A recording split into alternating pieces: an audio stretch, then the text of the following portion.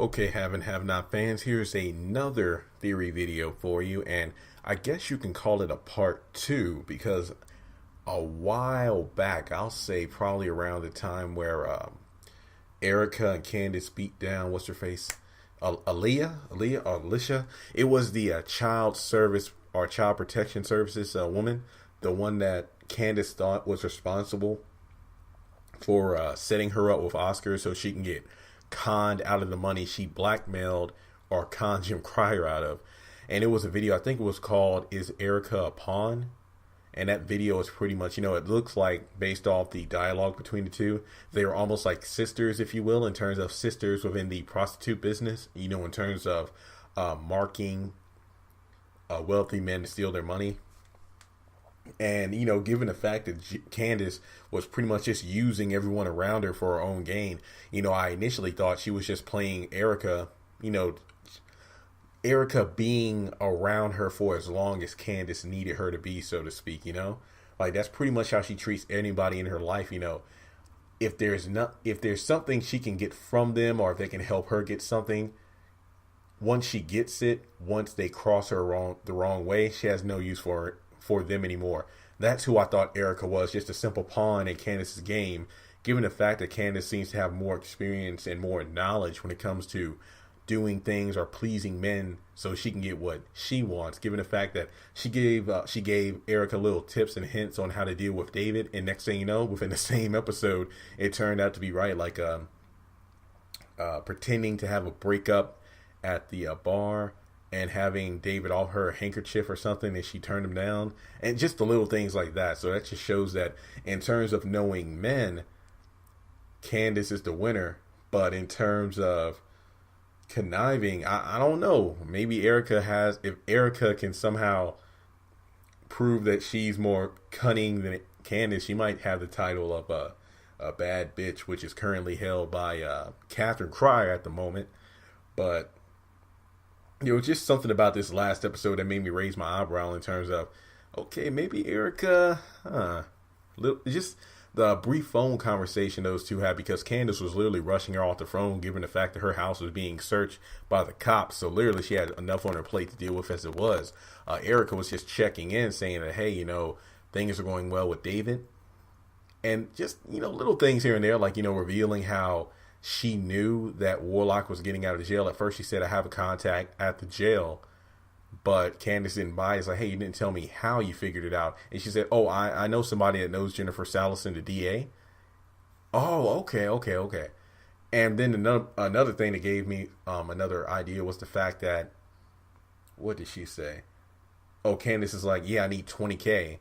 And Erica was like, oh, I can, wait, no.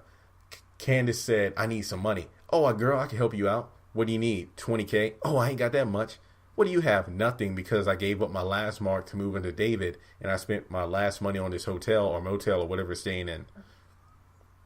Okay, I get being a friend means you try to help somebody, but why would you say you have money and then say, oh, I don't have it? It's just the little things like that. And then Candace telling Erica how to handle David in terms of have sex with him, but, cry or something halfway through. Don't push him too far. He'll run away. So I don't know, just something a little shady about that if you ask me.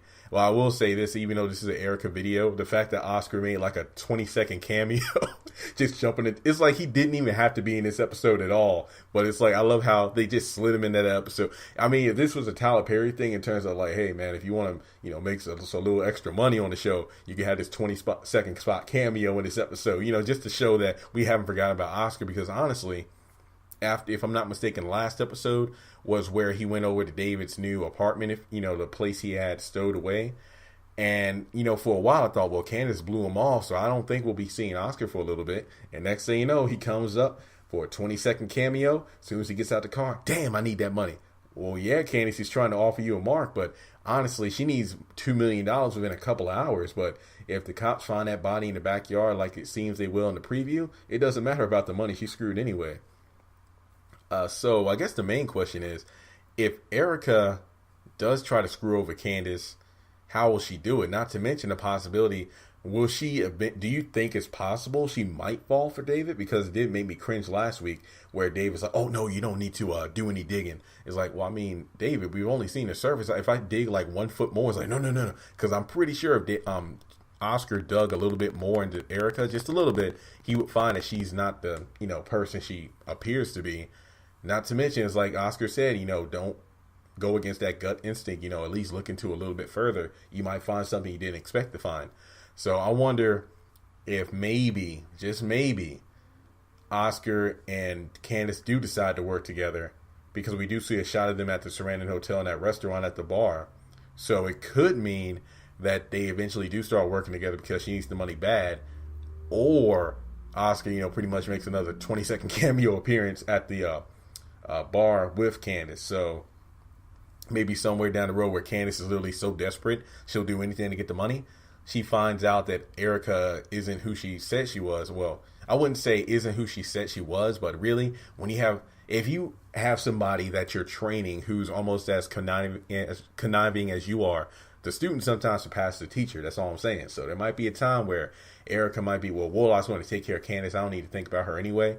You never know. You never know. So with that being said, I'm going to bring this video to a close. Do you feel like Erica might, pull a Benedict Arnold eventually down this season?